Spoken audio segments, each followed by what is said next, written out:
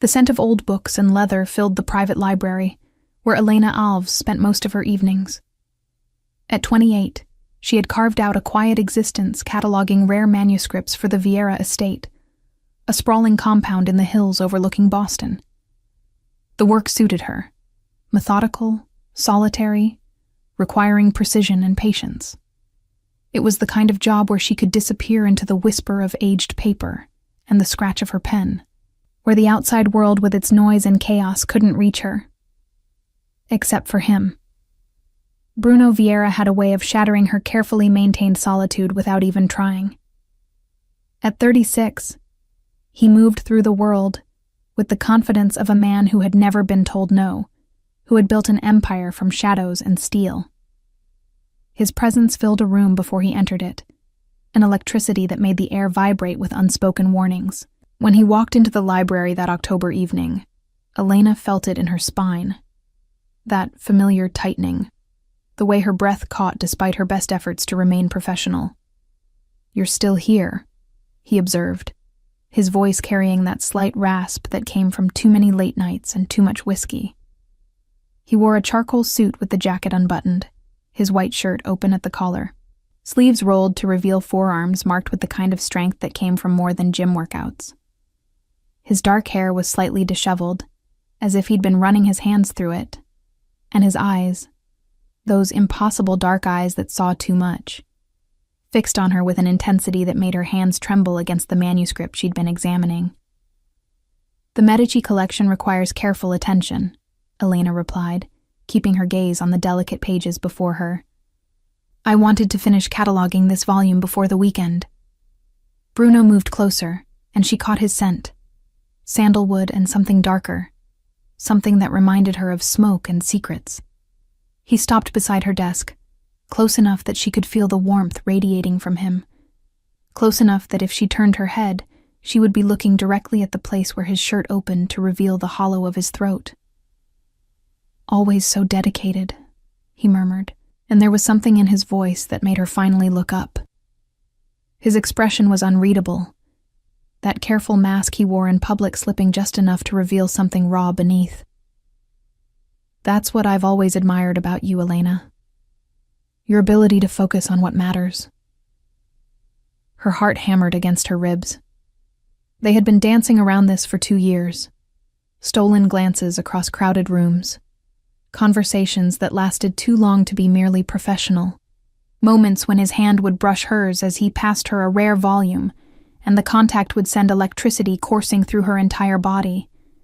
She had told herself it was nothing, that men like Bruno Vieira didn't notice women like her, that she was simply another employee in his vast network of business interests. But she had been lying to herself. "Mr. Vieira," she began, but he cut her off with a shake of his head. "Bruno," he corrected, as he had 100 times before. "When it's just us, it's Bruno." "Bruno," she amended, the name feeling dangerously intimate on her tongue. "I should finish this. It's getting late." Instead of leaving, he reached out and gently closed the manuscript she'd been working on. His fingers were long and elegant, despite the calluses she knew were there, despite the violence those hands were capable of. "It's after midnight, Elena. The Medicis can wait." She swallowed hard, acutely aware of how alone they were, how the rest of the house had gone silent hours ago. The library felt suddenly smaller, the air thicker. "What are you doing here? I thought you had that meeting in the city." It finished early. He leaned against her desk, arms crossed, studying her with an expression that made her feel simultaneously seen and exposed.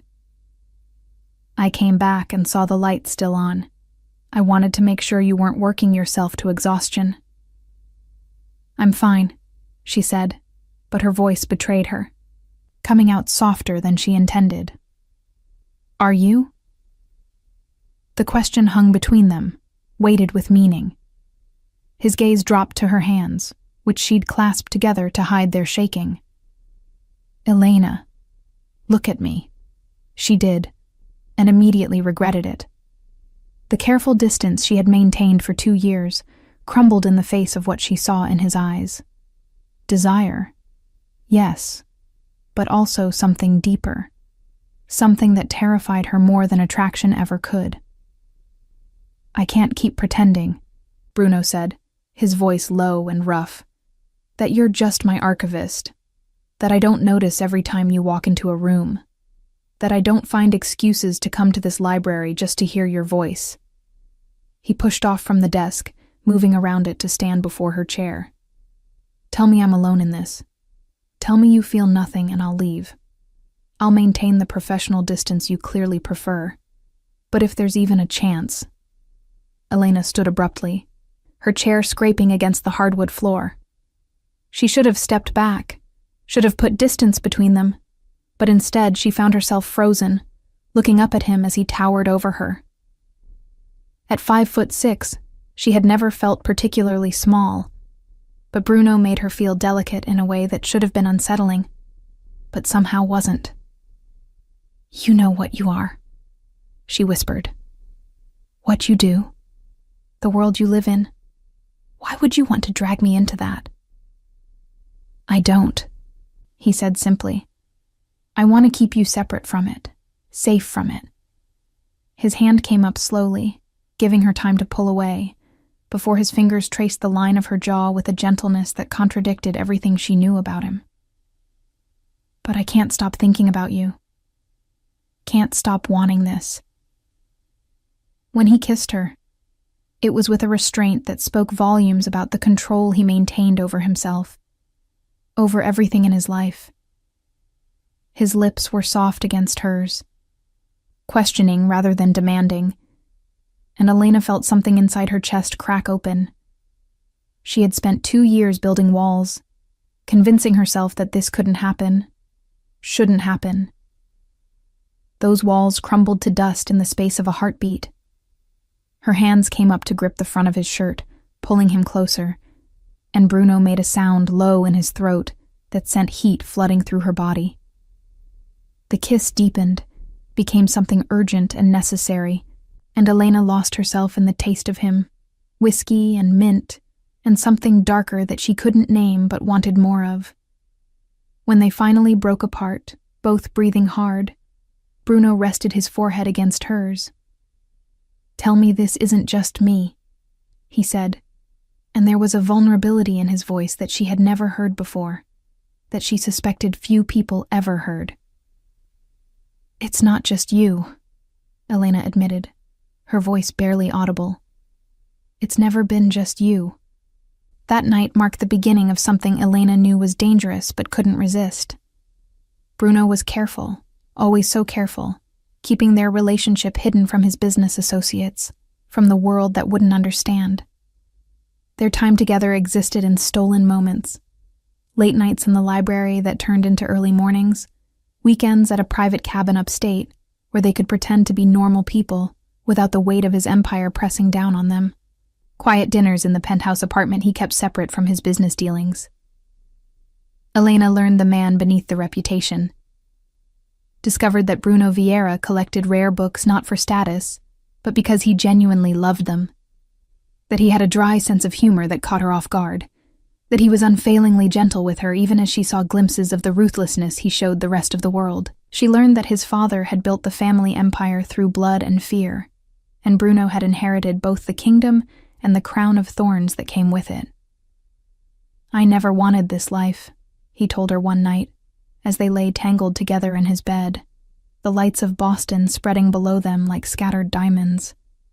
His fingers traced lazy patterns on her bare shoulder. "My father gave me no choice. By the time I was old enough to understand what we really did, I was already too deep to walk away." "Do you want to?" Elena asked, turning to look at him. "Walk away?" Bruno's expression shuddered, that careful mask sliding back into place. "It's not that simple. There are people who depend on me, families whose livelihoods are tied to the organization. Walking away would create a power vacuum that would tear this city apart." Elena said nothing, simply pressed a kiss to his chest, right over his heart. She understood, even if she didn't like it, that Bruno saw himself as responsible for maintaining a certain order, however violent. It was a rationalization, perhaps, but she had learned that people rarely saw themselves as villains in their own stories. For 2 years, they built something together in the shadows. Elena continued her work with the rare book collection, and Bruno continued running an empire that existed in the gray spaces between legal and illegal. They carved out a sanctuary in the midst of chaos, a private world where they could simply be Bruno and Elena without titles or expectations or the weight of his family name. But sanctuaries, Elena would learn, were fragile things. The night everything changed started like any other. Elena was working late in the library, finishing up some correspondence about a potential acquisition. She heard raised voices from Bruno's office down the hall. Not unusual, as business discussions often grew heated. But something about the tone made her pause, made her listen. "You're getting sloppy, Bruno." The voice belonged to Leon Santos, Bruno's right hand, a man whose loyalty was absolute, but whose judgment was often brutal. "This woman is a distraction you can't afford." Elena's blood ran cold. "My personal life is not your concern." Bruno's voice was tight with warning. "It is when it affects your decision-making," Leon countered. "The Boston crew is asking questions. The Irish are getting bold because they think you're distracted. And that business with the shipment last month. You hesitated, Bruno. You never hesitate. One delayed decision does not mean. It means you're thinking about something other than the organization," Leon interrupted. "It means you're vulnerable.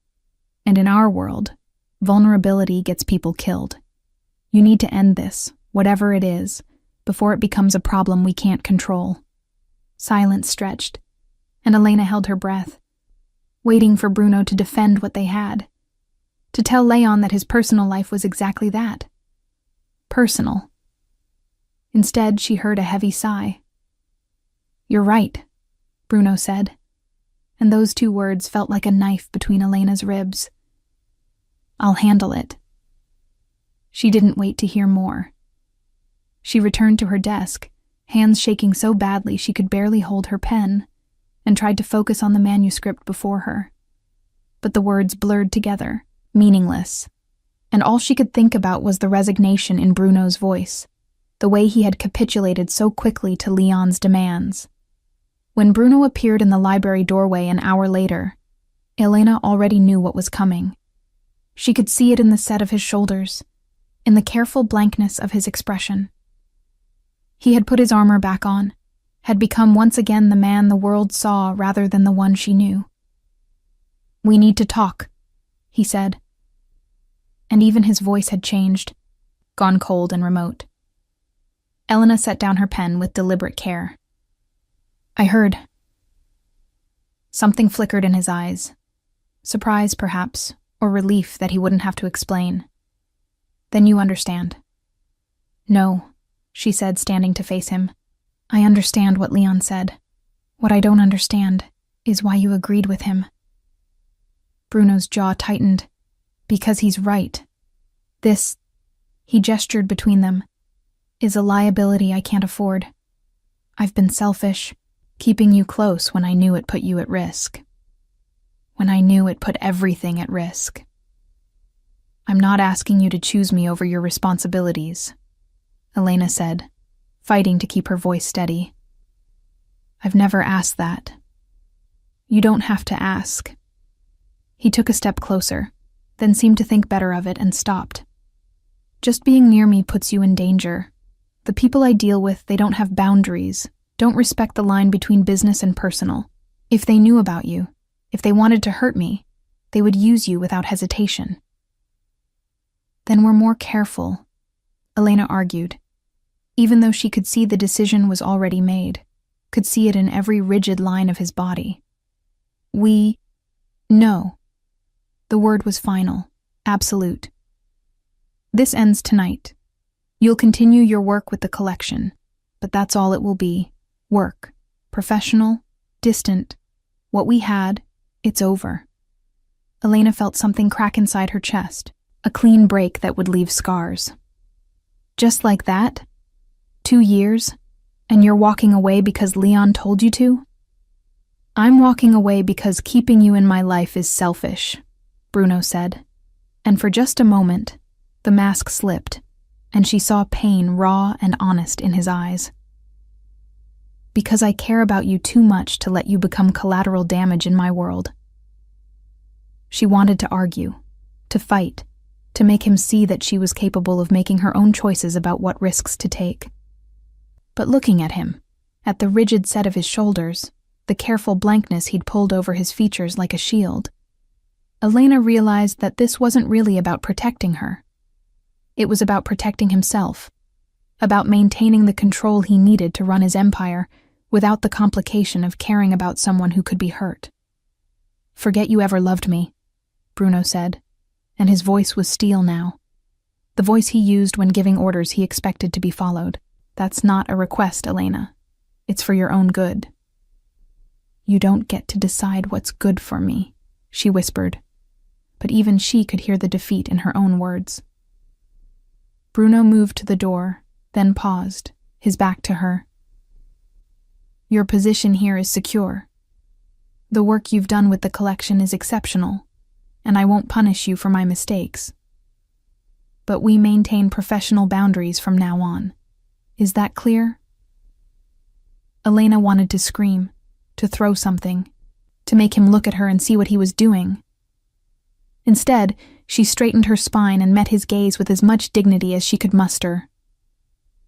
Perfectly clear, Mr. Vieira. Something in his expression splintered at her use of his formal name, but he recovered quickly. With a curt nod, he left, and Elena was alone in the library that had once been their sanctuary. She sank back into her chair, staring at the closed door, and tried to understand how 2 years could end in the space of a 5-minute conversation.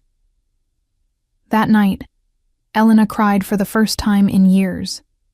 Not the delicate tears of heartbreak, but the kind of soul-deep sobbing that left her hollow and exhausted. She mourned not just the loss of Bruno, but the loss of what she'd thought they were building, the future she'd allowed herself to imagine in her weakest moments. By morning, she had made her decision. She would stay, would continue her work with the collection, but she would build walls so high and thick that Bruno Vieira would never again be able to reach the part of her that had loved him. She would be professional, competent, utterly untouchable. If he wanted distance, she would give him a distance so complete it would feel like she'd never existed in his life at all. The first weeks after Bruno ended things were the hardest Elena had ever endured. She showed up to work each day, cataloged manuscripts with mechanical precision, and avoided the main house whenever possible. The library became less a sanctuary and more a tomb, beautiful and quiet and suffocating in its memories of what had been. Bruno kept his word about maintaining professional boundaries. When they crossed paths, which happened less and less frequently as the weeks turned into months, he was unfailingly polite and utterly remote. He addressed her as Miss Alves, asked about her progress on various projects, in the same tone he might use with any employee, and never once allowed his mask to slip. Elena matched him coldness for coldness, professionalism for professionalism. She learned to steel herself against the sight of him, to ignore the way her heart still raced when he walked into a room, to pretend she didn't notice the shadows under his eyes that suggested he wasn't sleeping any better than she was. Her best friend Clara noticed the change immediately. Over coffee at their usual Sunday morning cafe, Clara studied Elena with eyes that saw too much. "You look terrible," Clara said bluntly. She was an art gallery owner with a sharp eye for detail and zero patience for polite lies. "Like you haven't slept in weeks. What's going on?"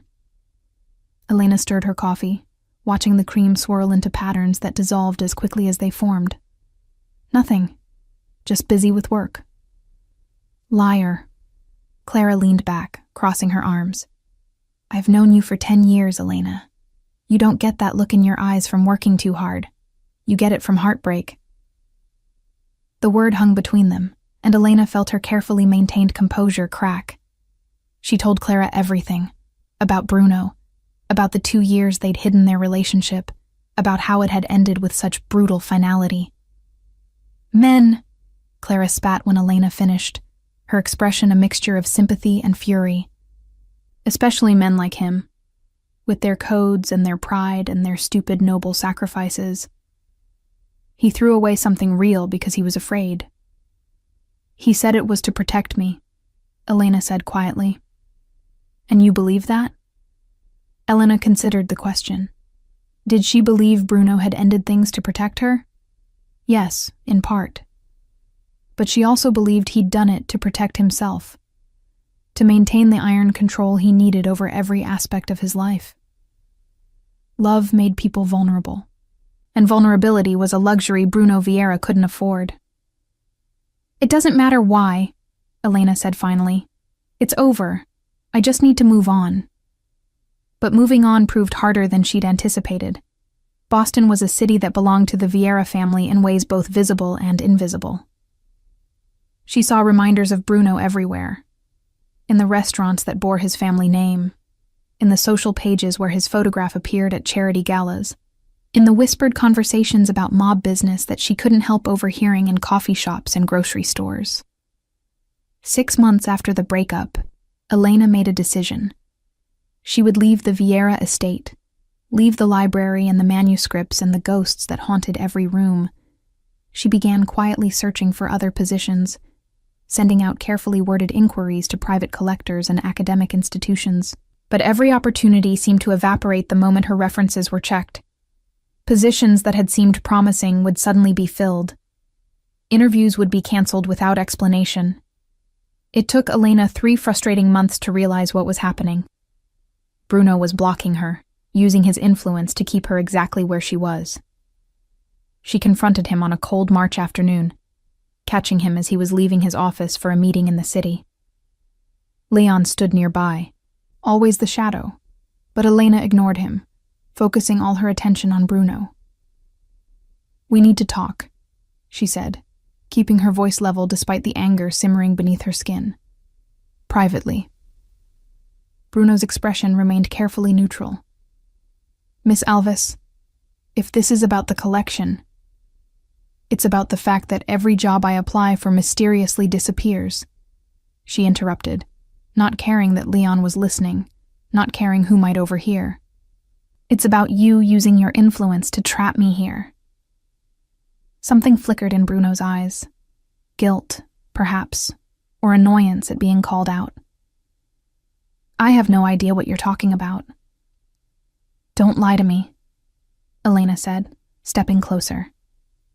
"I've been doing this work long enough to know when someone's interfering, and the only person with enough reach to blacklist me across multiple institutions is standing right in front of me." Bruno's jaw tightened. "Leon, give us a moment."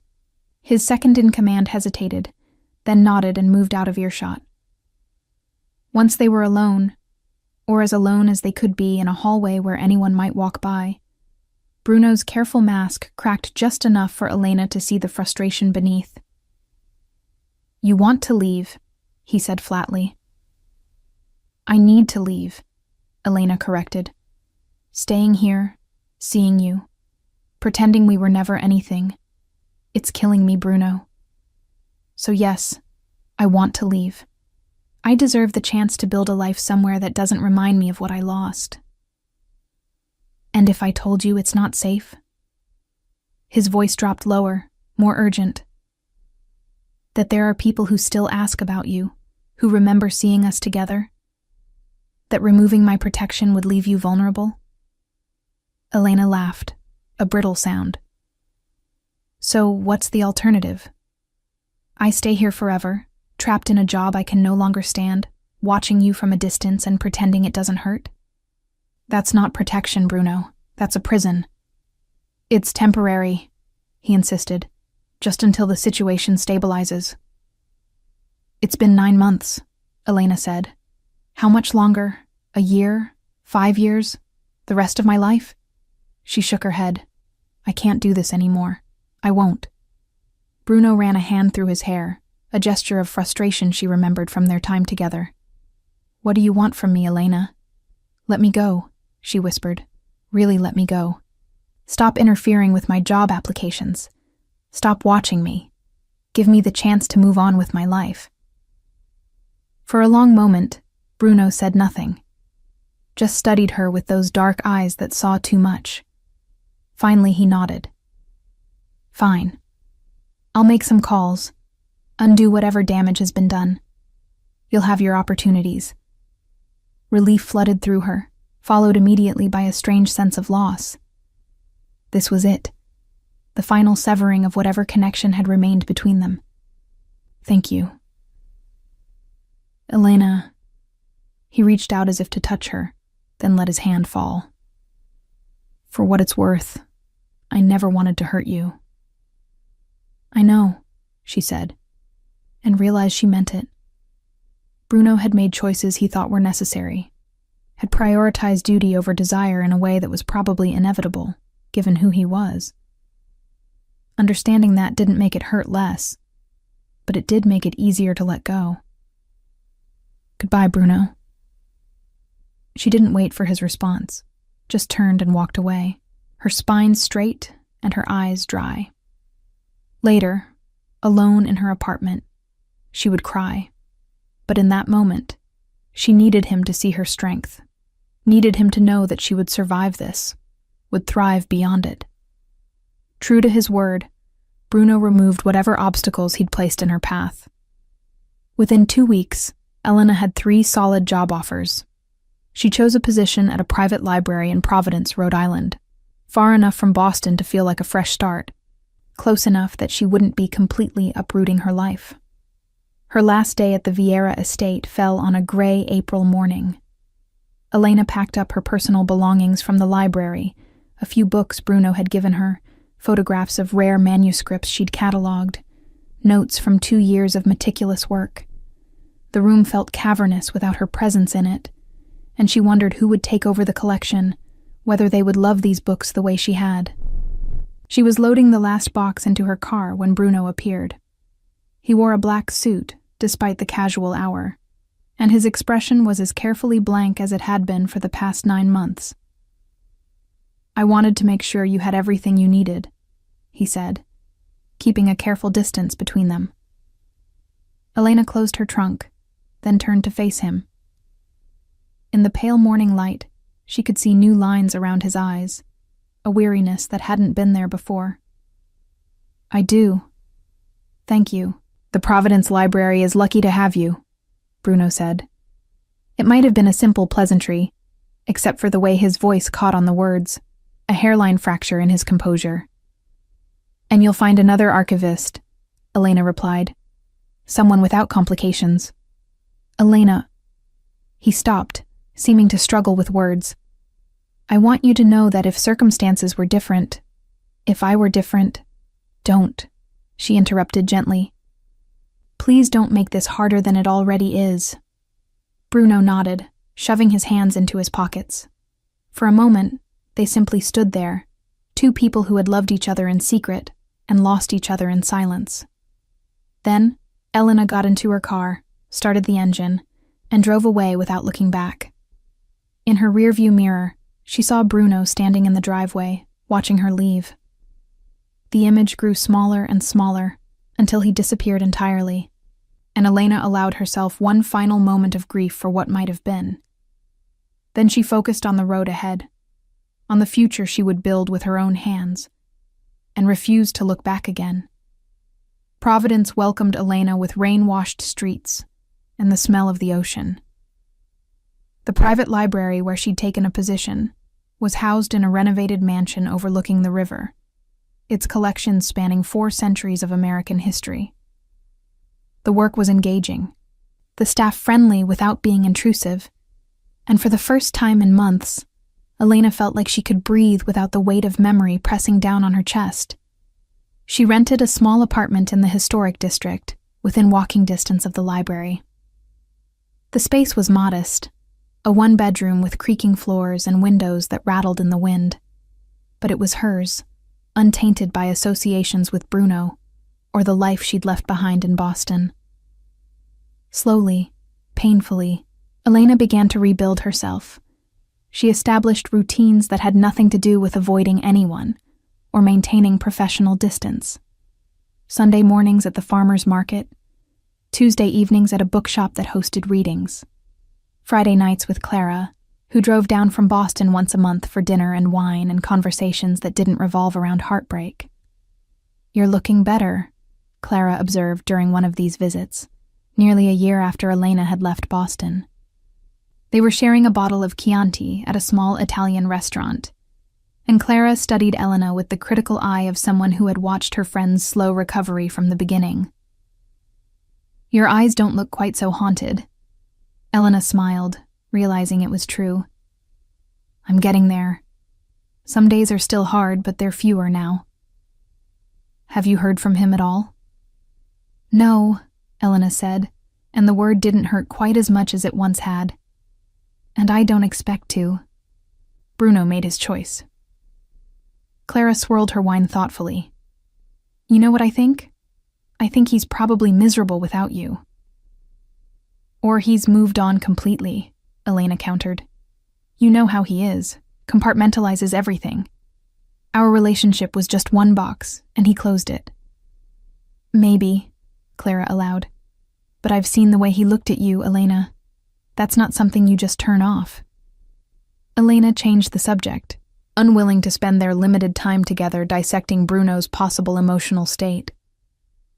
She'd spent too many nights doing exactly that, imagining him in the penthouse they'd shared on weekends, wondering if he ever thought about her, if he regretted his decision. Those thoughts led nowhere productive, only to the kind of circular pain that kept wounds from healing. As the seasons turned and Elena settled more fully into her new life, she found herself thinking about Bruno less frequently. The sharp edges of grief had worn down to something more like wistful sadness, still there, but no longer cutting her with every breath. She dated occasionally, nothing serious. A professor from Brown University who talked too much about himself. A gallery owner who was charming but ultimately forgettable. A journalist who was interesting until he started asking pointed questions about her time working for the Vieira family. Elena ended that one quickly, unwilling to become someone's source for a story about organized crime. It was during her second year in Providence that Elena met Mario Suarez. She was at the library late one evening, working on cataloging a newly acquired collection of letters from a Revolutionary War general. The main doors had been locked for hours, and she was alone except for the security guard making his rounds. So when she heard footsteps approaching her workspace, she looked up in surprise. The man standing in the doorway was in his early 40s, with salt and pepper hair and kind eyes that crinkled at the corners when he smiled. He wore a well-tailored suit, but there was something approachable about him, a warmth that put Elena immediately at ease. "I'm sorry to disturb you," he said, his voice carrying a faint accent she couldn't quite place. "The security guard let me in. I'm Mario Suarez, a donor to the library. I wanted to see the Revolutionary War collection before the exhibition opens next month." Elena set down her pen, rising to greet him. "Elena Alves, head archivist. The collection is still being processed, but I'd be happy to show you what we have so far." What began as a professional courtesy evolved into a 2-hour conversation about history, preservation, and the stories contained in old letters. Mario was a widower, Elena learned, his wife having died 3 years earlier from cancer. He had channeled his grief into philanthropy, supporting libraries and museums throughout New England. "My wife loved history," he said at one point, running gentle fingers over the edge of a letter dated 1776. She would have been thrilled to see these preserved and shared with the public. There was no self-pity in his voice, just honest sadness and genuine appreciation for the work Elena was doing. She found herself warming to him, appreciating his thoughtful questions and his clear respect for the materials. "Would you like to have coffee sometime?" Mario asked as he prepared to leave. "I'd love to hear more about your work. And if I'm being honest, I'd also just enjoy the company." Elena hesitated, but something about Mario's straightforward kindness made her say yes. They met for coffee the following Saturday at a cafe near the waterfront. The conversation flowed easily, touching on books and travel and the small details that made up daily life. Mario didn't ask intrusive questions about her past, didn't push for information she wasn't ready to share. Their second coffee date led to dinner, which led to walks along the river, which gradually evolved into something that felt like the beginning of a relationship. Mario was patient, never rushing her, always giving Elena space to move at her own pace. He had a successful import business. Legitimate, she was relieved to learn, with no shadows or secrets lurking beneath the surface. "I like you, Elena," Mario told her one evening, as they stood on the pedestrian bridge watching the sunset paint the river in shades of gold and crimson. "I like the way you talk about books like they're old friends. I like your laugh.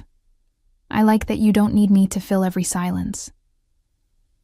He turned to look at her, his expression open and honest. "I know you've been hurt before. I don't need to know the details. I just want you to know that I'm not in a rush. We can take this as slowly as you need." Elena looked at this kind, patient man, who had appeared in her life without demands or complications, and felt something shift in her chest. Not the overwhelming rush of feeling she'd experienced with Bruno, but something gentler, something that felt like it might be sustainable. "I'd like that," she said softly. Taking it slow sounds perfect. As their relationship deepened over the following months, Elena found herself opening up in ways she hadn't expected. She told Mario about Bruno, not everything, but enough, that she'd been in love with someone who couldn't give her what she needed, that the ending had been painful but necessary, that she'd moved to Providence to escape the memories. Mario listened without judgment, without trying to fix or analyze. "We all have pasts," he said simply. "What matters is who we choose to be going forward." It was this quality, this ability to accept without needing to possess, to care without needing to control, that made Elena fall for Mario Suarez.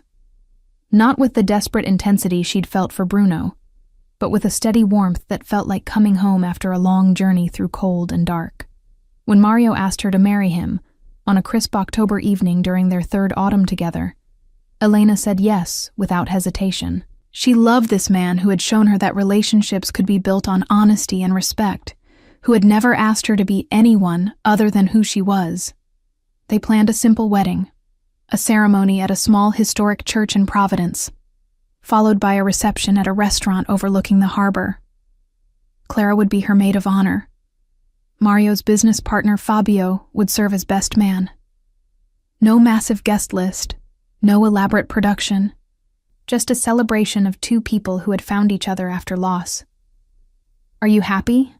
Clara asked during a fitting for bridesmaid dresses, studying Elena's reflection in the mirror. "Really, truly happy?"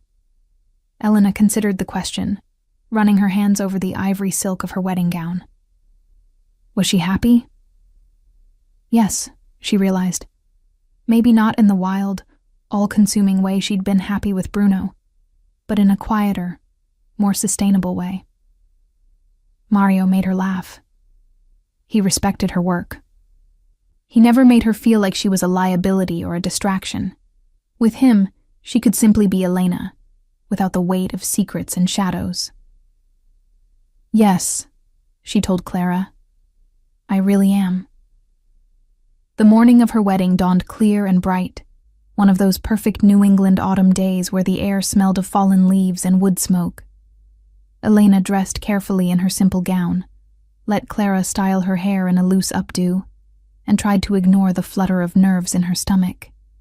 "You look beautiful," Clara said, stepping back to admire her work. "Mario's going to lose his mind when he sees you." Elena smiled at her reflection, seeing a woman who had survived heartbreak and built a new life. A woman who was ready to move forward, to commit to a future that didn't involve hiding or pretending or living in fear of the other shoe dropping. She was ready. She was happy. She was going to marry a good man who loved her, and if a small part of her heart still belonged to someone else, well, that was something she'd learned to live with. some losses you didn't recover from. You just learned to carry them. The church was small and beautiful, filled with late afternoon light that slanted through stained glass windows. Elena stood in the vestibule, her arm linked through Clara's, waiting for the music to begin. Through the partially open doors, she could see Mario standing at the altar, looking nervous and excited and everything a groom should be. The music started, a string quartet playing Pachelbel's canon, and the doors swung fully open. Elena took a deep breath, preparing to walk down the aisle toward her future. Then she saw him. Bruno Vieira stood in the back pew, and the sight of him hit Elena like a physical blow. He wore a dark suit, his hair slightly longer than she remembered, and his expression was completely unreadable. But his eyes, those dark eyes she'd tried so hard to forget, were fixed on her with an intensity that made the rest of the church fade into background noise. For a moment that felt like an eternity, Elena froze, her carefully constructed composure threatening to shatter. What was he doing here? How had he even known about the wedding? Then her training, her pride, her determination not to let him affect her anymore, kicked in. She straightened her spine, lifted her chin, and began walking down the aisle. Not to Bruno, not to the past, but toward Mario, toward the future she'd chosen for herself. As she passed Bruno's pew, Elena allowed herself one brief glance in his direction. Their eyes met, held for a heartbeat, and she saw something raw and broken in his expression. Too late, she thought. You're too late. Then she looked away and continued walking, her steps steady and sure, toward the man waiting for her at the altar. Elena's steps echoed in the quiet church as she made her way down the aisle, each footfall a deliberate choice to move forward. She could feel Bruno's gaze burning into her back, could sense the tension radiating from where he stood, but she refused to falter, refused to give him the satisfaction of knowing that his presence had shaken her. Mario's face as she approached was everything good and honest, joy and love, and a hint of relieved laughter that she'd actually appeared, that this was really happening. When she reached him and placed her hand in his fingers were warm and steady, grounding her in the present moment. The officiant began speaking, words about love and commitment that Elena had heard at countless weddings, but that felt newly significant now. She repeated her vows in a clear voice, slipped the ring onto Mario's finger, and accepted his gentle kiss with genuine affection. Through it all, she was acutely aware of Bruno's presence in the back of the church, a shadow she couldn't quite ignore no matter how hard she tried to focus on the man she was marrying. The reception was held at a restaurant overlooking the harbor, the kind of elegant but unpretentious venue that suited both Elena and Mario perfectly. The space was decorated simply. White flowers, candles, fairy lights strung overhead that would twinkle when evening fell. About 50 guests mingled, sipping champagne and sampling hors d'oeuvres. Elena circulated through the crowd on Mario's arm, accepting congratulations and well wishes from colleagues and friends. She was laughing at something one of Mario's business associates said when she felt it again, that prickling awareness that meant Bruno was nearby. She turned and found him standing near the bar, a glass of whiskey in his hand, watching her with that same unreadable expression. He'd removed his suit jacket, and his shirt was open at the collar, the sleeves rolled to his elbows in that way that had always made her pulse quicken.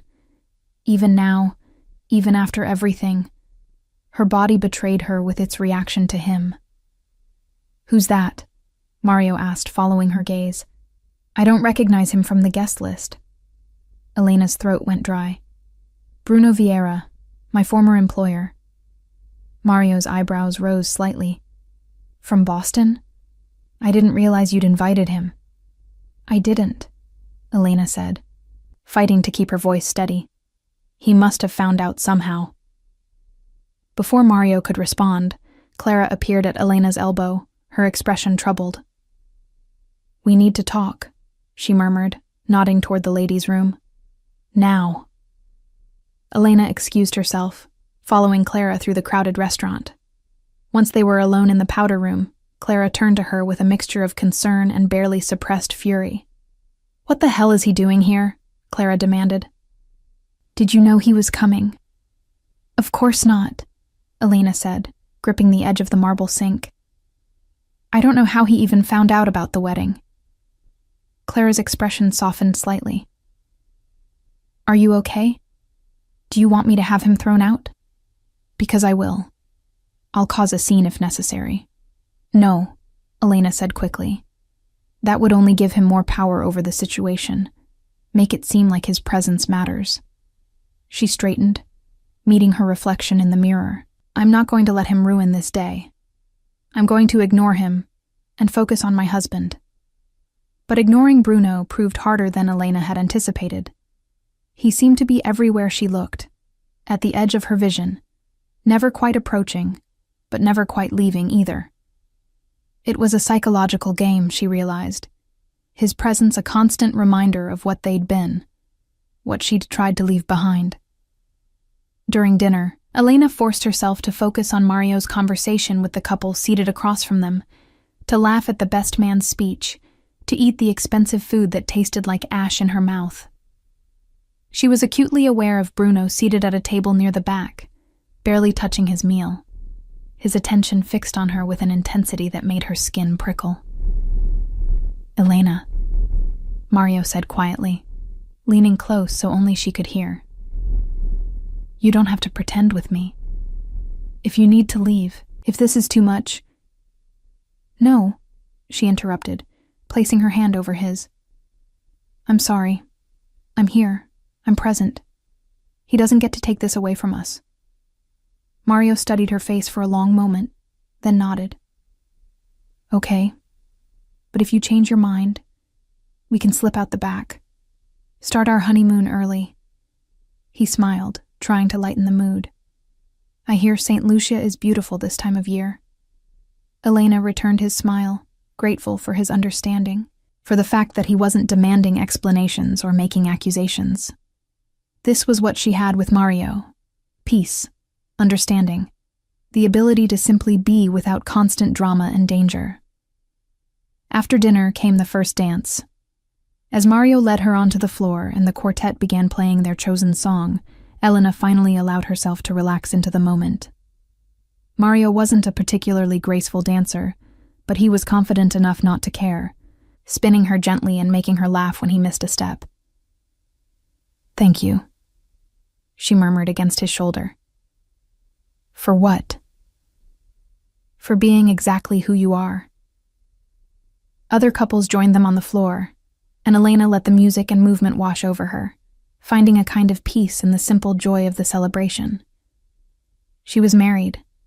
She had built a new life, found a good man, created a future that didn't involve shadows and secrets. When the song ended, Mario was pulled away by his business partner for what was supposedly an urgent phone call. Elena made her way to the bar to get a glass of water, needing a moment to collect herself. "Congratulations." The voice came from directly behind her, and Elena didn't need to turn around to know who it was. She closed her eyes briefly, steeling herself, then turned to face Bruno Vieira for the first time in 3 years. Up close, she could see the changes in him. New lines around his eyes, a hardness to his jaw that hadn't been there before, and something haunted in his gaze that made her chest ache despite her best efforts to remain unmoved. "Thank you," she said, her voice cool and professional. "Though I don't recall you being on the guest list." "I wasn't," Bruno admitted. "I heard about the wedding through mutual acquaintances. I wanted to see for myself." "See what?" "That you were really happy, really moving on." Elena lifted her chin, refusing to let him see how much his presence affected her. "And what's your verdict?" Bruno's gaze traveled over her, the simple elegance of her wedding dress, the glow of happiness she'd been working so hard to maintain, the ring on her finger that proclaimed her belonging to someone else. When his eyes met hers again, she saw something crack in his carefully maintained composure. "He seems like a good man," Bruno said quietly. "Safe, uncomplicated. Everything I'm not. Yes, Elena agreed, her voice steady despite the way her heart was racing. That's exactly what he is. And you love him? The question hung between them, loaded with meaning. Elena thought about lying, about telling Bruno that she loved Mario with the same desperate intensity she'd once felt for him. But she'd built this new life on honesty, and she wouldn't start lying now, not even to protect herself from Bruno's scrutiny. I love him, she said carefully. Maybe not in the wild, consuming way I loved you, but in a way that's sustainable. That doesn't leave me feeling like I'm constantly walking on the edge of a cliff. He makes me happy, Bruno. He makes me feel safe. Something flickered in Bruno's eyes. Pain, perhaps, or regret. I should have fought for you, he said, his voice rough. I should have told Leon and everyone else to go to hell. Should have found a way to keep you without keeping you in danger. But you didn't, Elena replied simply. You made your choice. And now, I've made mine. Elena. He reached for her hand, then seemed to think better of it, letting his own fall to his side. I need you to know that ending things with you was the hardest thing I've ever done. That there hasn't been a day in the past 3 years when I haven't thought about you, haven't wondered if I made a terrible mistake. Don't, Elena said, her voice breaking despite her best efforts. Don't do this. Not here, not now. When then? Bruno asked, and there was a desperation in his voice she'd never heard before. You've moved on. You're married.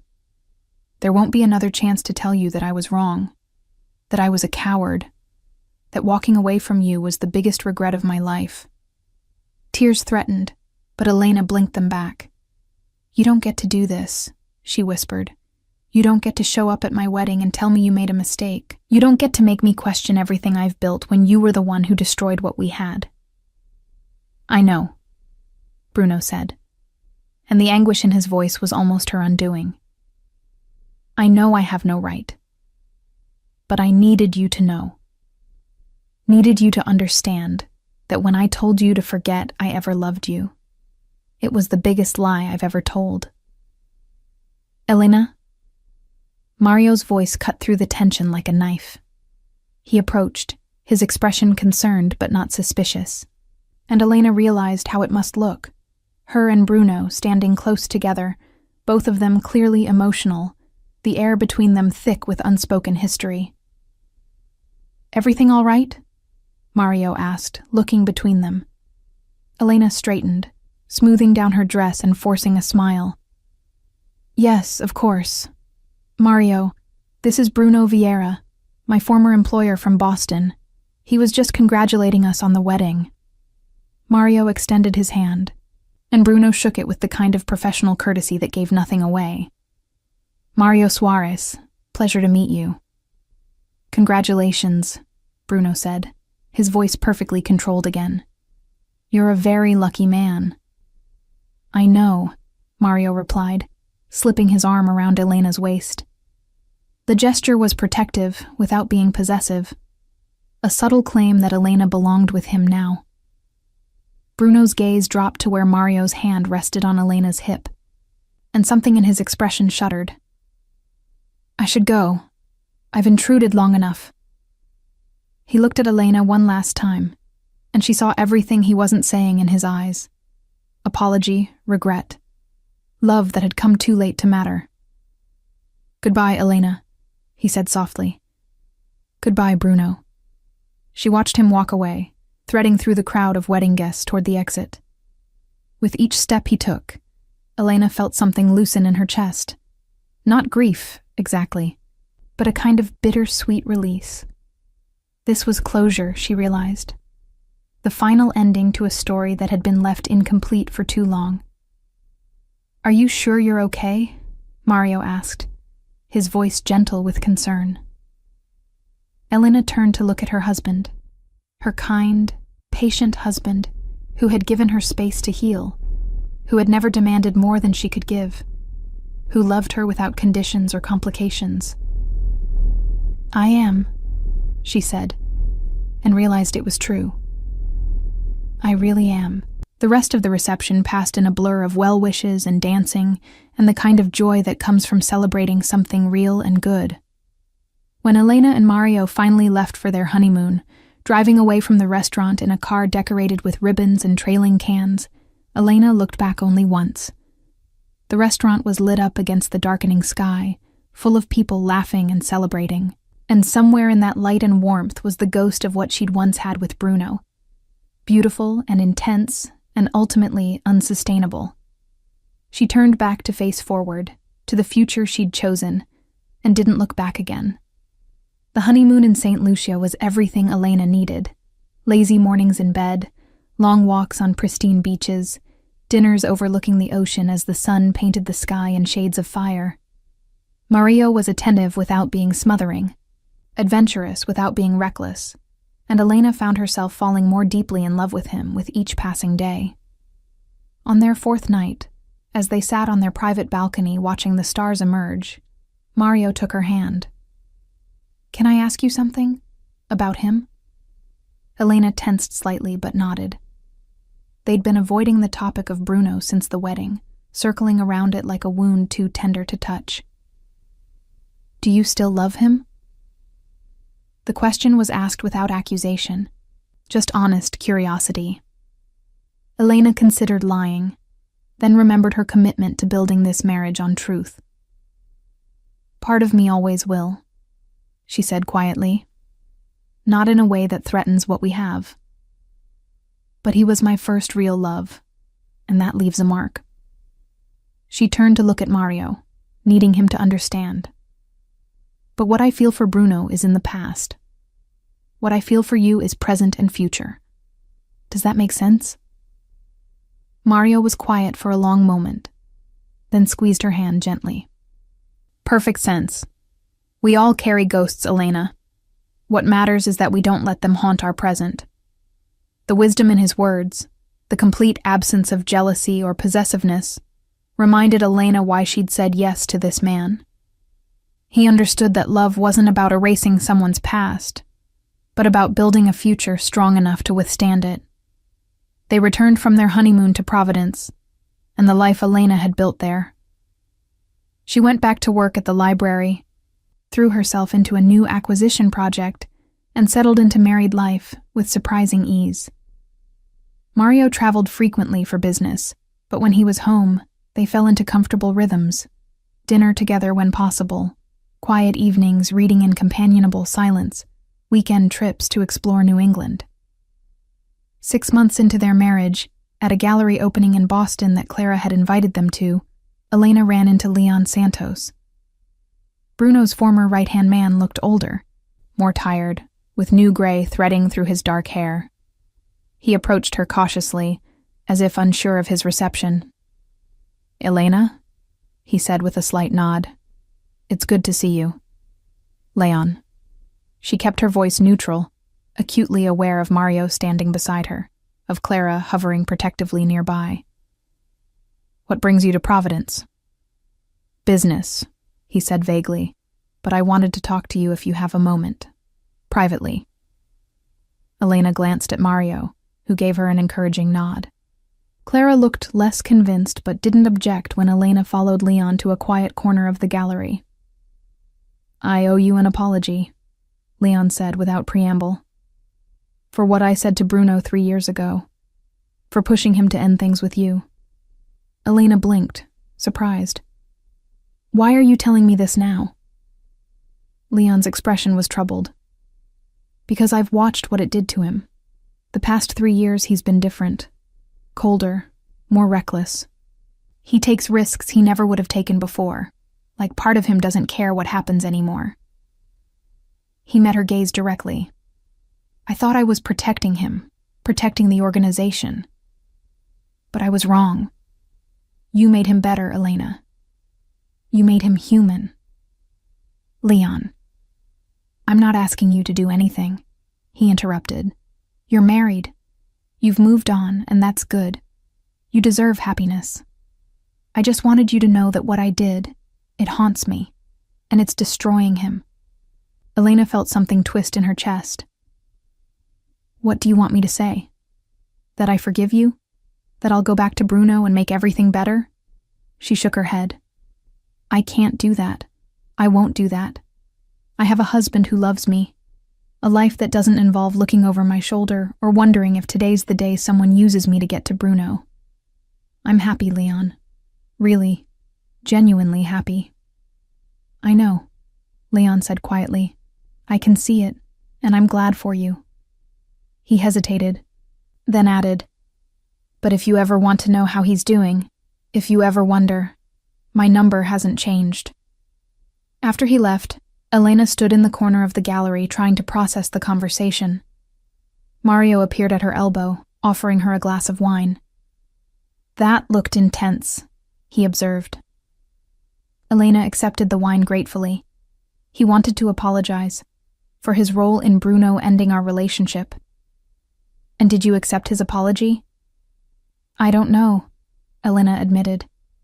Part of me wants to tell him to go to hell, but another part understands that he thought he was doing the right thing, protecting Bruno the only way he knew how. Mario slipped his arm around her waist. You're allowed to be angry at him and understand his motivations at the same time. Life isn't neat enough to require choosing one or the other. Elena leaned into her husband's solid warmth, grateful for his presence, for the way he could see complexity in situations that others might view in black and white. Thank you, she murmured. For what? For being you. For not being threatened by my past, or demanding I pretend it didn't happen. Mario pressed a kiss to her temple. Your past is what made you who you are. I'd never ask you to deny it. As the months passed, Elena found herself thinking about Bruno less frequently, the sharp edges of what they'd had dulling into something more like nostalgia. She heard about him occasionally, through Clara, who still had connections in Boston, through news articles about the Vieira family's various business ventures, but always at a remove, like hearing about a character in a story, rather than someone who had once known her more intimately than anyone. She learned that Bruno had become more isolated, that he rarely appeared at social events, that the organization under his leadership had become more ruthless, even as he'd made some of its operations more legitimate. She heard rumors of increased violence, of territorial disputes settled with brutal efficiency, of a man who seemed determined to prove he was exactly what the world expected him to be. Part of her grieved for the man she'd known, the one who had collected rare books and made her laugh and shown her gentleness in private moments. But that grief was tempered by the knowledge that she couldn't save him, couldn't be the light that pulled him back from whatever darkness he was embracing. She had her own life to live, her own happiness to protect. 2 years after her wedding, Elena and Mario attended a fundraiser for the Providence Library. The event was held at a historic estate, and Elena wore a simple blue dress that Mario had helped her pick out. As they mingled with donors and board members, Elena felt genuinely content. This was her world now. These people who valued books and history and preservation. She was laughing at something one of the library trustees said when she felt it. That familiar, prickling awareness that meant Bruno was nearby. Elena's laughter died, and she turned slowly, scanning the crowd. He stood near the entrance, talking with the event coordinator. He wore a dark suit, and from across the room, Elena could see he'd lost weight, that there was a hardness to his features that hadn't been there at her wedding. As if sensing her gaze, he looked up, and their eyes met across the crowded ballroom. For a moment, the world seemed to narrow to just the two of them.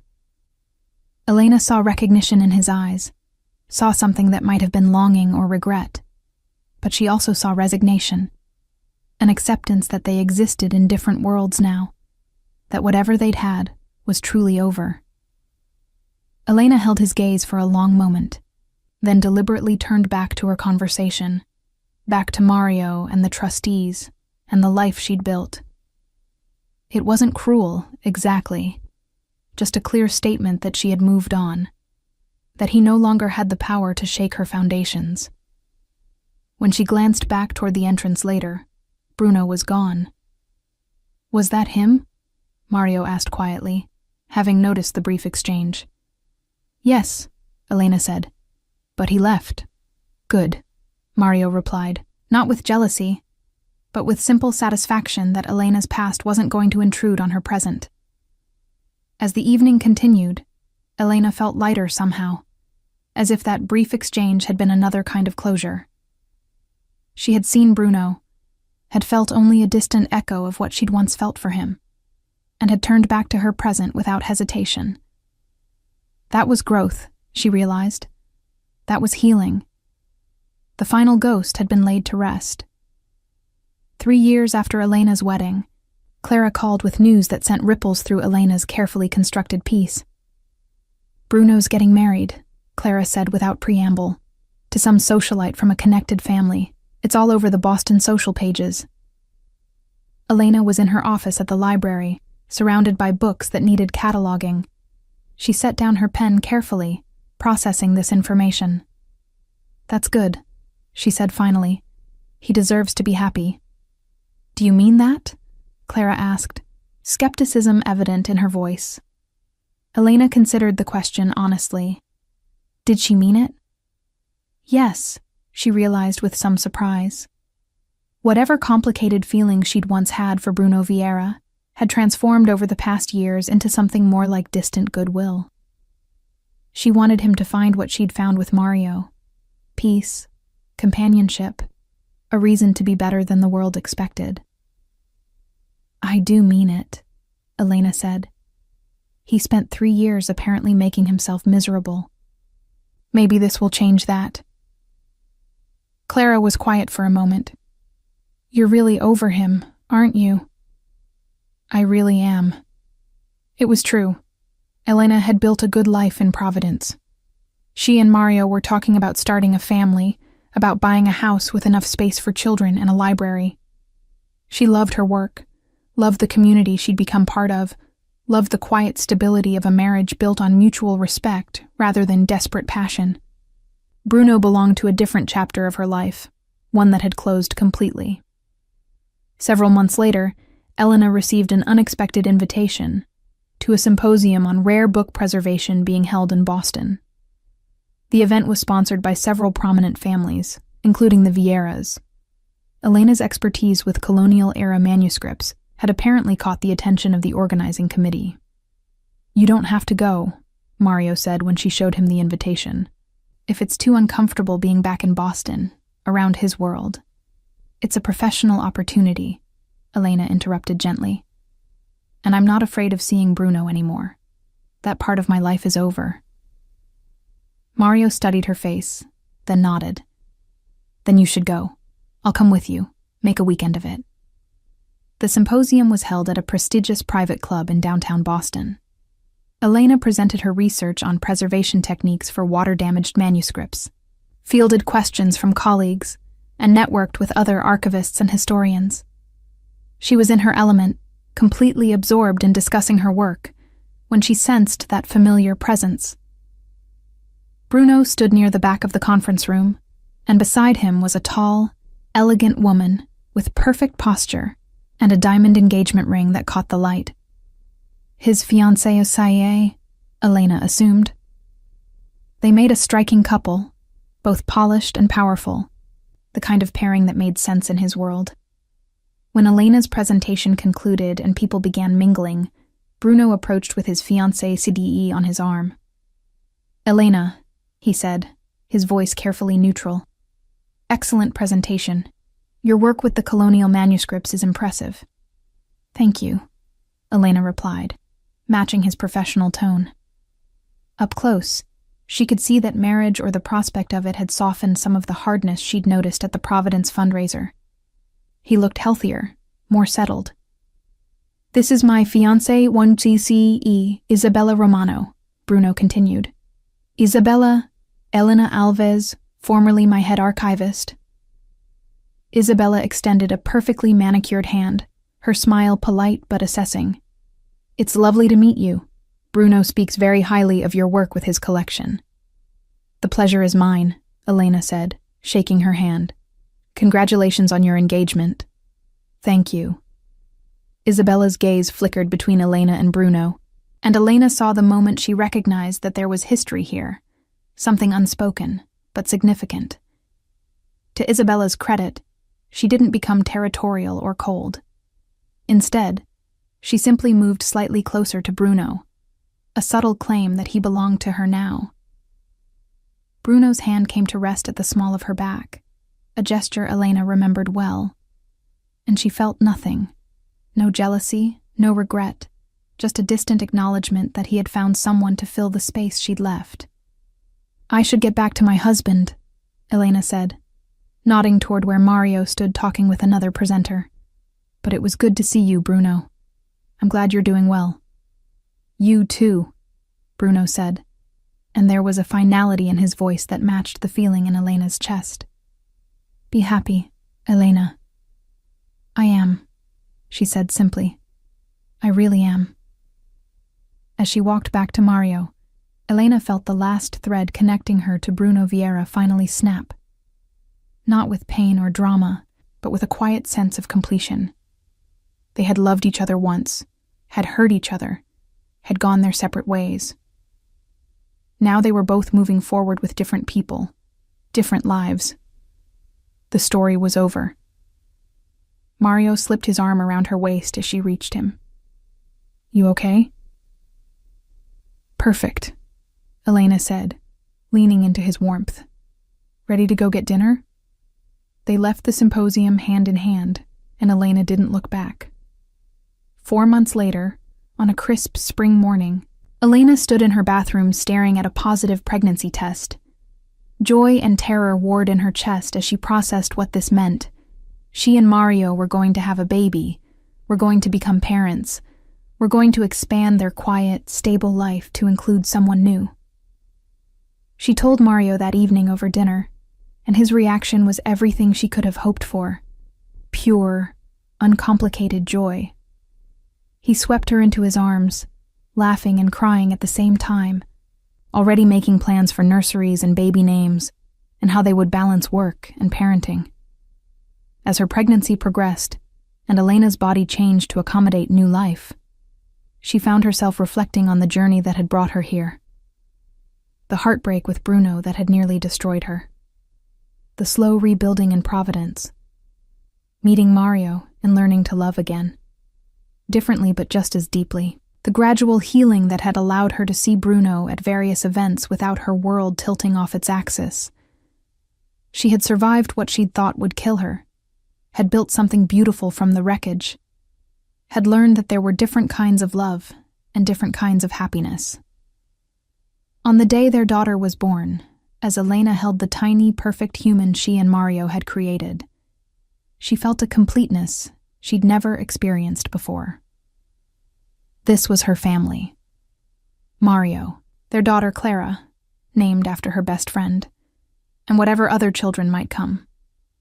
This was her happiness, earned through pain and patience and the courage to try again after devastating loss. If she thought of Bruno at all in those early days of new motherhood, it was only to feel grateful that their story had ended when it did. She couldn't imagine this life, this beautiful, messy, joyful life, if she'd stayed in Boston, trapped between love and fear, waiting for a man who could never fully commit. She had chosen herself, had chosen the possibility of something better, and the universe had rewarded that choice. Years passed. Clara grew from infant to toddler, to a bright, curious child who loved books as much as her mother. Mario's business continued to thrive, and Elena eventually took a position teaching archival studies at Brown University, finding joy in passing her knowledge to the next generation. She heard about Bruno occasionally, through news articles, through Clara's continued connections in Boston. He had married Isabella, had a son, had successfully transitioned more of the Vieira empire into legitimate business. By all accounts, he was happy, or as happy as a man with his history could be. Elena was glad for him, in the distant way you're glad when someone you once cared for finds their path. But mostly, she didn't think about him at all. Her life was full of Mario's laughter, and her daughter's questions, and her students' enthusiasm, and Sunday dinners with friends, and the quiet joy of a marriage built on honesty and respect. She had everything she needed, everything she'd ever really wanted. On the 10th anniversary of her wedding to Mario, as they sat on their porch watching Clara play in the yard, Mario took Elena's hand. "Do you have any regrets?" he asked, the question coming from nowhere. Elena considered it, really considered it. Did she regret loving Bruno? No. That love had taught her what she needed, what she didn't, who she wanted to be. Did she regret the pain of that ending? Not anymore. It had led her here, to this porch, this man, this life. "No regrets," she said, squeezing Mario's hand. "Not a single one."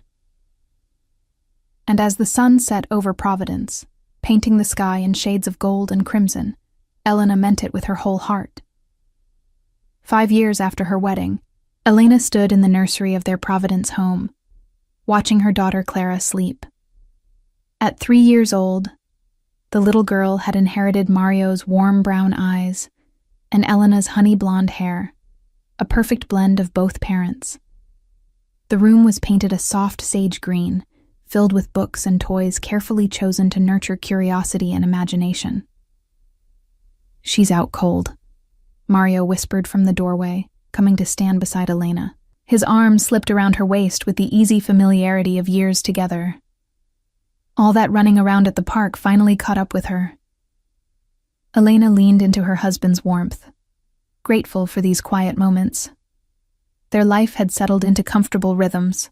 Mario's business trips were shorter now, scheduled around Clara's milestones and family dinners. Elena had been promoted to lead curator at the Providence Library and was publishing articles on manuscript preservation that were gaining recognition in academic circles.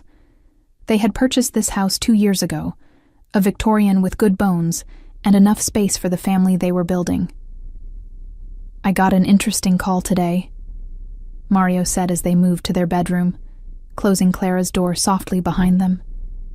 "From the Symposium Committee in Boston. They want you to keynote next year's conference on colonial document preservation." Elena paused in the act of removing her earrings. "In Boston?" "I know it's complicated," Mario said carefully.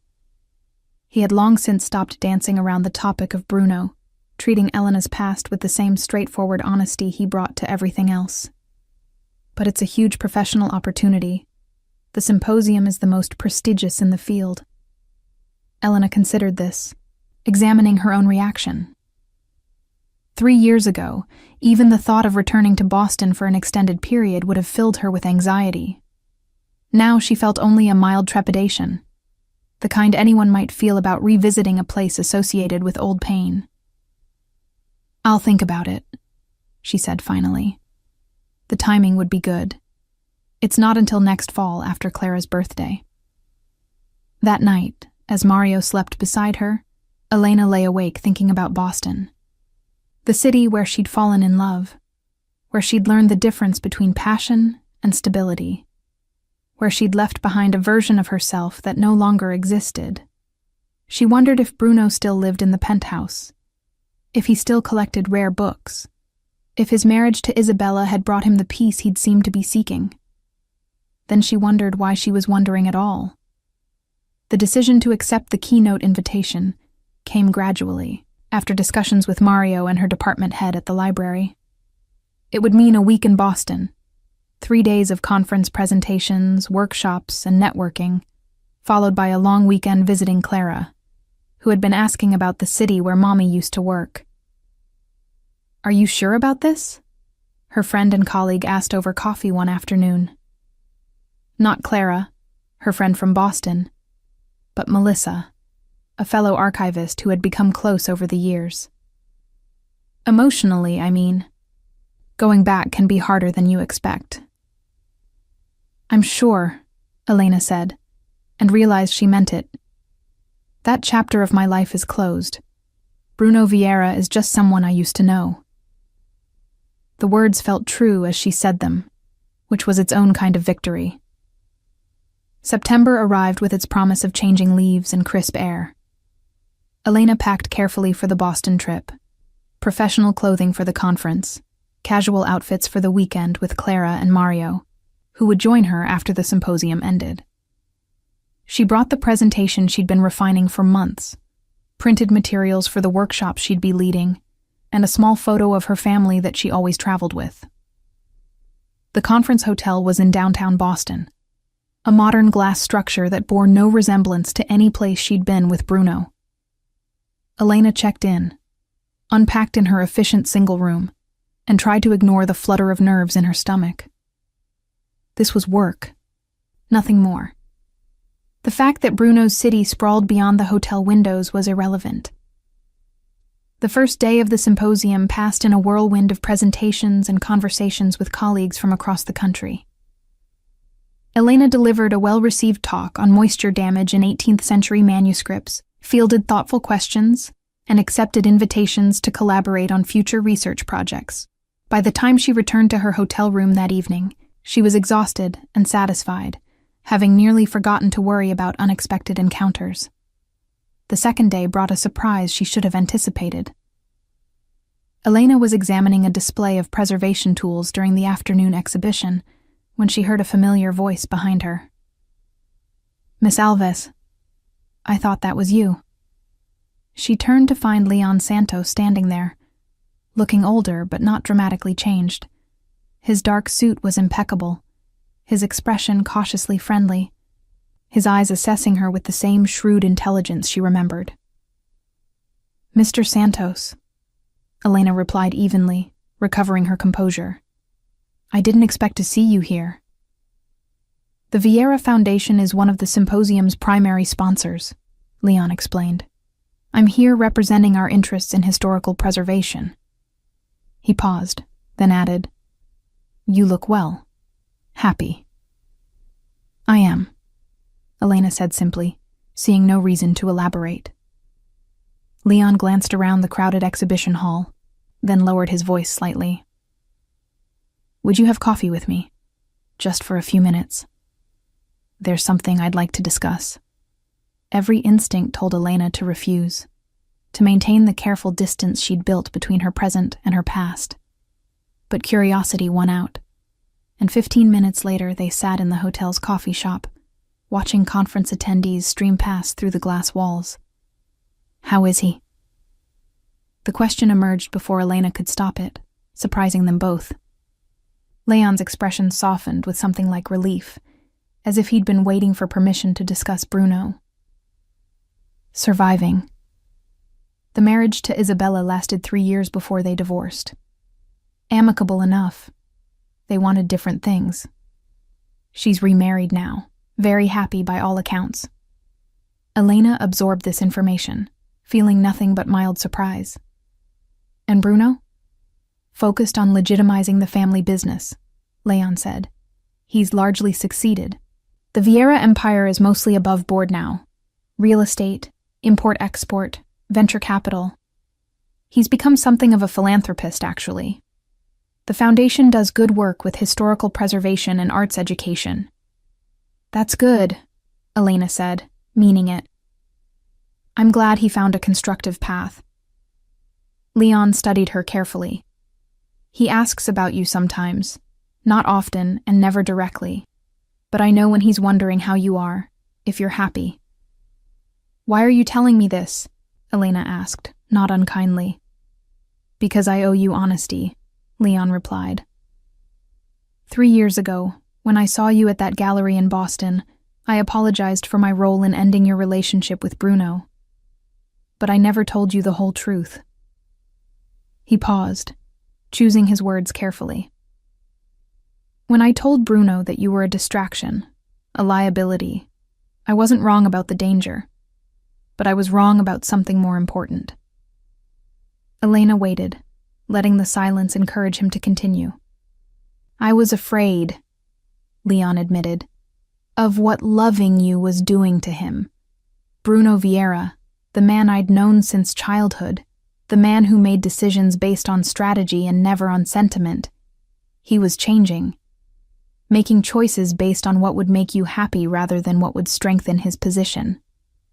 And I thought that made him weak. But you were wrong." Elena supplied quietly. I was catastrophically wrong, Leon said, his voice heavy with regret. Loving you didn't make him weak. It made him human. It gave him something worth protecting beyond power and territory. When he lost you, when he chose duty over love because I convinced him it was necessary. He broke off, shaking his head. He survived it, but something in him broke that never quite healed. Elena felt an unexpected ache in her chest, not for herself, but for the man Bruno had been, the one who had collected rare books and made her laugh and showed her tenderness when no one else was watching. I appreciate you telling me this, she said finally, but it doesn't change anything. Bruno made his choice. I made mine. We're both living with the consequences. Are you happy with your choice? Leon asked directly. Elena thought of Mario, of Clara, of the life they'd built together brick by careful brick. Yes, she said with complete honesty. I am. My husband is a good man who loves me without conditions or complications. My daughter is healthy and bright and brings me joy every single day. I have work that matters, friends who care about me, a future that doesn't involve looking over my shoulder. So yes, I'm happy. Leon nodded slowly. Then I'm glad, and I hope...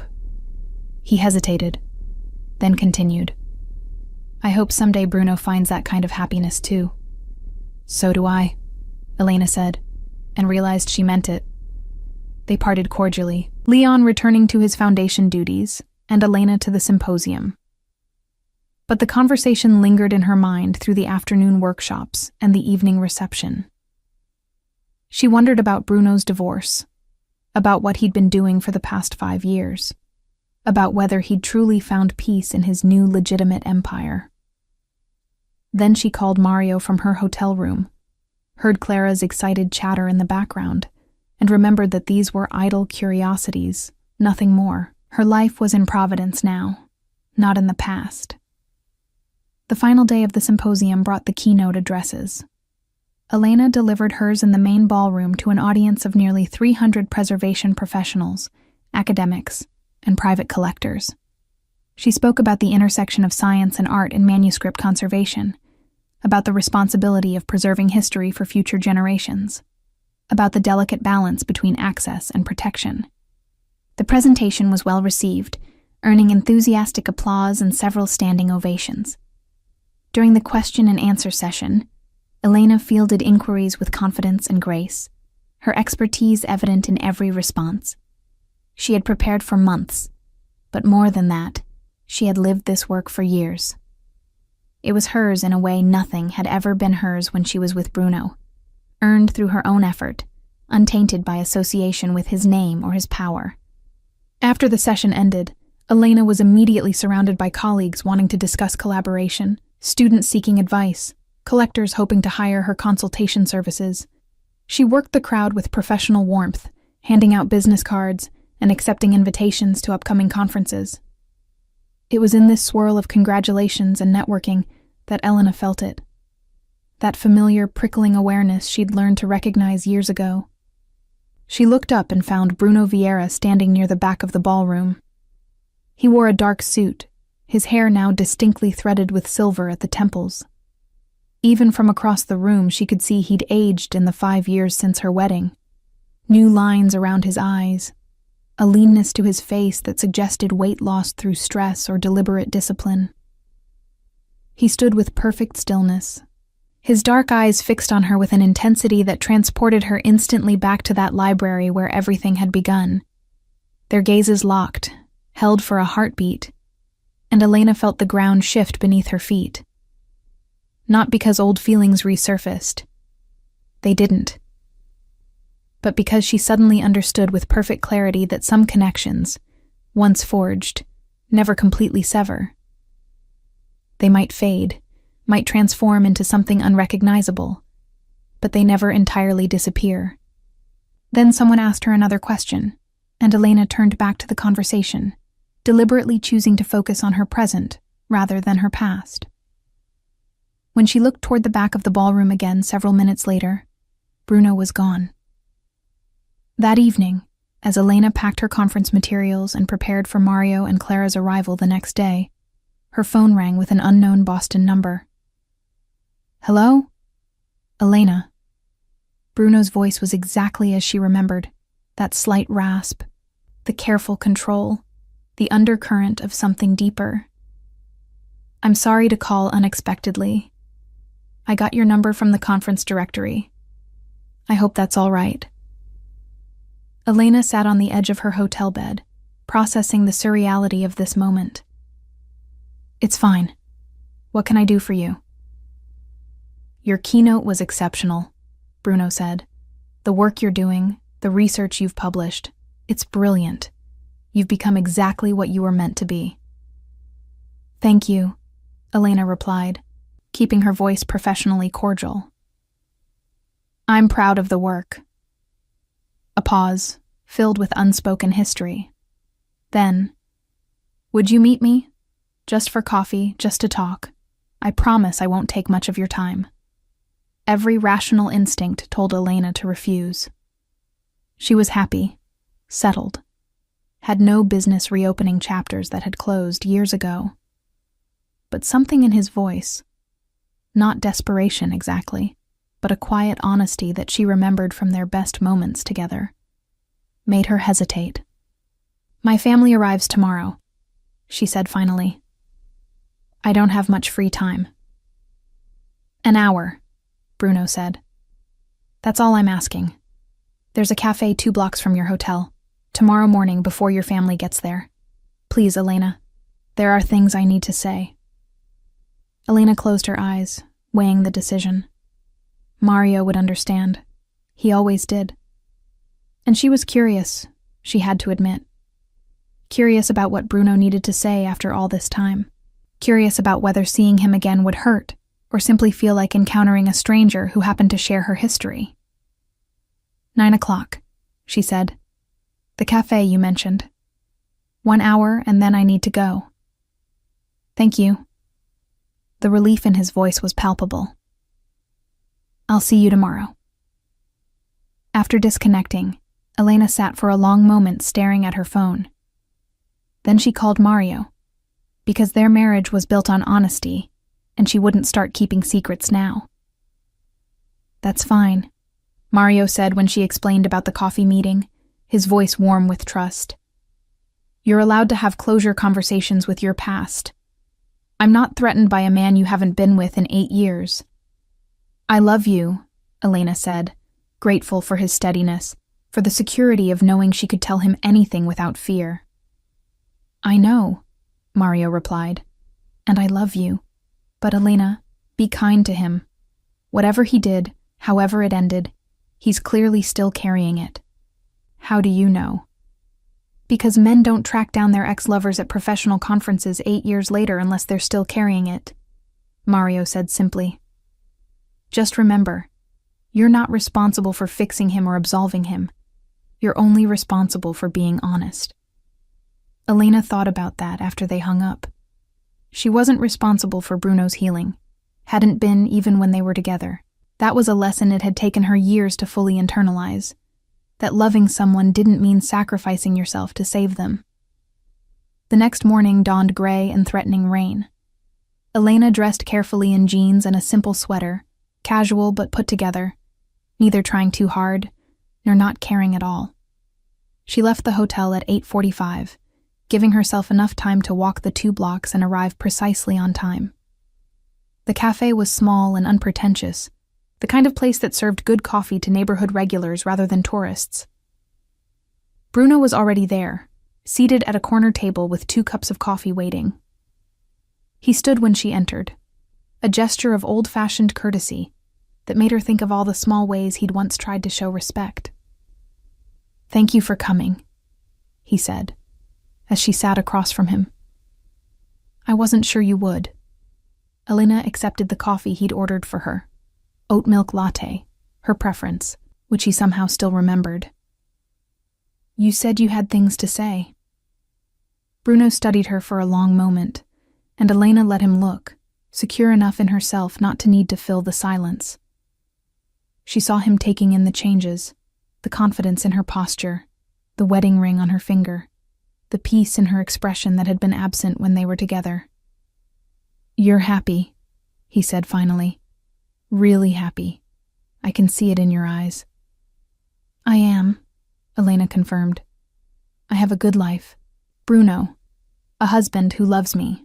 A daughter who's the light of my world. Work that fulfills me. I'm happy." Something passed across Bruno's face. Grief, perhaps, or acceptance. "I'm glad. Truly. You deserve that happiness." He paused, then added, "Leon told me he saw you yesterday. Said you seemed settled, at peace." "Leon talks too much," Elena observed mildly. A ghost of a smile touched Bruno's lips. "He does, but he means well." The smile faded. "Elena, I asked you here because I owe you an apology. A real one. Not the inadequate words I've rehearsed in my head for 8 years." "You don't owe me anything," Elena said gently. "What happened between us, it was complicated. We both made choices." "No." Bruno's voice was firm. "I made choices. I chose duty over love, fear over courage. I chose to believe that keeping you meant destroying you, when the truth was that letting you go destroyed something in both of us." He leaned forward, his eyes intense. "I was wrong, Elena, about everything. About what you needed, about what I was capable of giving, about whether love was worth the risk." Elena felt her throat tighten with unexpected emotion. "Bruno." "Let me finish," he interrupted. "Please, I've been rehearsing this for years." He took a breath, choosing his words with visible care. "When you left, I told myself I'd done the right thing, protected you from my world, from the danger that comes with my name. I threw myself into work, became colder, more ruthless. Leon told you about Isabella, I assume." Elena nodded. "I married her thinking I could build something new, something uncomplicated, but it was a mistake from the beginning. She was lovely, intelligent, deserving of someone who could love her fully. But I couldn't, because part of me was still in that library, still watching you walk away, still wondering if I'd made the biggest mistake of my life." "Bruno," Elena said quietly, "you can't blame yourself forever. You made the choice you thought was right at the time." "That's just it. I didn't think it was right," Bruno said, his voice raw with honesty. "I knew it was wrong, but I was afraid of what loving you meant, of the vulnerability it created, of how much power you had to hurt me. So I hurt you first, convinced myself it was noble when it was really just cowardice." Elena absorbed this, seeing the truth of it in his haunted eyes. "What do you want from me, Bruno? Forgiveness? Absolution? Because I can't give you those things. I'm not angry anymore. I was for a long time, but I've moved past it. But I can't absolve you of your choices any more than I can change what happened." "I know," Bruno said. "I'm not asking for forgiveness. I'm asking for you to know the truth, that ending things with you wasn't about protecting you. It was about protecting myself from the terrifying reality of how much I needed you." He ran a hand through his silver-threaded hair. "And I want you to know that I'm glad you're happy. Genuinely, deeply glad. Your husband is a lucky man, and I hope he knows it." "He does," Elena said softly. They sat in silence for a moment, the weight of 8 years settling between them. Elena realized this was closure, real closure, the kind that comes from honesty rather than silence or anger. "What about you?" she asked. "Leon said you're doing well with the business transformation, but are you happy?" Bruno considered the question seriously. "I'm at peace," he said finally. "Which isn't quite the same thing as happy, but it's more than I had when you left. The business is legitimate now, or as legitimate as something built on my family's foundation can be. I've made amends where I could. I sleep better at night." "That's good," Elena said, meaning it. "I'm glad you found a path forward." "Elena." Bruno hesitated, then continued. "When I saw you at your wedding, saw how you looked at your husband, I realized I'd never seen that expression on your face when you looked at me. Not love, exactly, but peace, trust. The security of knowing someone wouldn't ask you to be anything other than who you are." Elena thought about this, about the difference between what she'd had with Bruno and what she had with Mario. "We were intense," she acknowledged. "Maybe too intense to be sustainable. What I have with Mario, it's quieter, but it's real, and it's built on foundations that won't crumble." "He's a good man," Bruno said. "I looked into him after your wedding, not to interfere," he added quickly, seeing her expression. "Just to make sure you were safe, that he was what he seemed." Elena should have been angry at this invasion of her privacy, but she found she couldn't muster the energy. "And your verdict?" "That he loves you the way you deserve to be loved," Bruno said simply. "Without conditions, without shadows. I'm glad you found that." Elena glanced at her watch. They'd been talking for nearly an hour, and Mario and Clara would be arriving at the hotel soon. "I need to go," she said, gathering her purse. "My family is waiting." Bruno stood when she did, years of ingrained courtesy overriding the informal setting. "Thank you for meeting me, for listening." "Take care of yourself, Bruno," Elena said, and she meant it with her whole heart. "Find someone who makes you happy. You deserve that too." She turned to leave, but his voice stopped her one final time. "Elena?" She looked back. "For what it's worth," Bruno said, his voice carrying 8 years of regret and hard-won wisdom. "You were the best thing that ever happened to me. Even though I couldn't hold on to it, even though I let fear win, knowing you, loving you, it changed me in ways that probably saved my life. So thank you. For 2 years of being seen, of being loved for who I was rather than what I could do or control. Thank you for that gift." Elena felt tears prick her eyes for the first time since sitting down. "You're welcome," she whispered. "And Bruno, you gave me gifts too. You taught me what I needed, what I didn't, what I deserved. Without you, I wouldn't have recognized it when I found it." She left then, stepping out into the gray Boston morning with tears on her cheeks and a lightness in her chest she hadn't expected. The conversation had been painful but necessary, a final closing of doors that had remained cracked open for too long. By the time she reached her hotel, the tears had stopped, and she felt strangely cleansed. She had seen Bruno, had heard his apology, had offered her own kind of closure. And it had changed nothing about her love for Mario, or her commitment to her family, which was exactly how it should be. Mario and Clara arrived an hour later, her daughter rushing into Elena's arms with excited stories about the train ride. Mario caught her eye over Clara's head, asking a silent question, and Elena nodded. "I'm fine. We're fine." That afternoon, they visited the Boston Children's Museum, where Clara delighted in the interactive exhibits and Mario indulged her every whim. Elena watched her husband and daughter together and felt a rush of gratitude for this life, these people, this love that required nothing of her except that she show up honestly. On their last evening in Boston, as they walked through the public garden with Clara running ahead to chase ducks, Mario took Elena's hand. "How was it?" he asked. "Seeing him?" Elena thought about the question, about Bruno's apology and her own sense of closure. "Sad," she said finally, "but necessary. He needed to say what he said, and I needed to hear it. But it didn't change anything important. You're still my husband. This is still my life. He's still just someone I used to know." Mario squeezed her hand. "Good. I'm not the jealous type. but I'd be lying if I said I wasn't a little concerned. You never have to be concerned, Elena assured him. What Bruno and I had, it was real, and it mattered. But it ended for good reasons.